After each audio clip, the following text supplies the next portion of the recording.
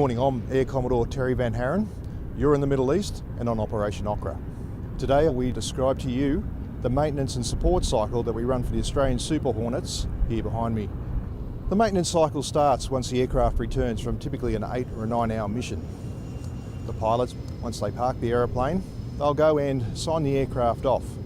They'll log the number of hours they've flown, the landings, the operational events such as air refuelling and whether they fired the gun.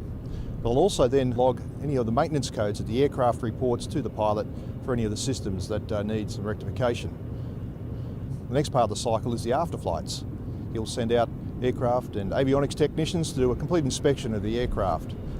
Once the aircraft has been inspected, they'll start replenishing the aircraft, firstly with the fuel, but also the engine oil, hydraulic oil, and any other replenishment the aircraft needs for its upcoming flight. Now, whilst all this maintenance action is occurring on the aircraft, the armament teams are busy at work getting the weapons ready for the next flight. And in fact, they may even start this well before the aircraft return from the previous sorties. Now, the loading process takes some time in itself. At this time, the aircraft is completely under the control of the armament team. They'll load each individual weapon onto the pylons, and once all weapons are on board the aircraft, they'll then do further checks to make sure the aircraft can talk to these smart weapons on the F-18.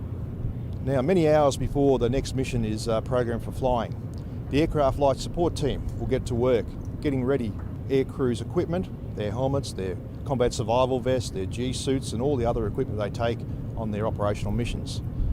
They'll make sure all this equipment is clean, that it's serviceable and it's going to function correctly. And while the aircraft life support fitters complete their sign-offs of that equipment, the aircraft technicians will come back out to the aircraft and now get it ready for flight. They'll do their final inspections, and now the desk sergeant will have the aircraft ready for the aircrew, who are then typically completing their final preparations, signing for the aircraft before they walk out for their next flight. Okay, that completes an explanation of the maintenance and support cycle for the Australian Super Hornet. For Rotation 11, of the men and women from Number 1 Squadron, Royal Australian Air Force, RAAF Base Amberley, this has been another very important tour. Since May, they've flown over 1,500 hours. They've enabled their aircrew to drop over 300 precision-guided weapons and fire 350 rounds of 20mm. But more importantly, our maintenance support crews work tirelessly every day to ensure we have aircraft ready on time to enable our aircrew provide vital support to coalition and partnered forces in the order to degrade and defeat Daesh in Iraq and Syria.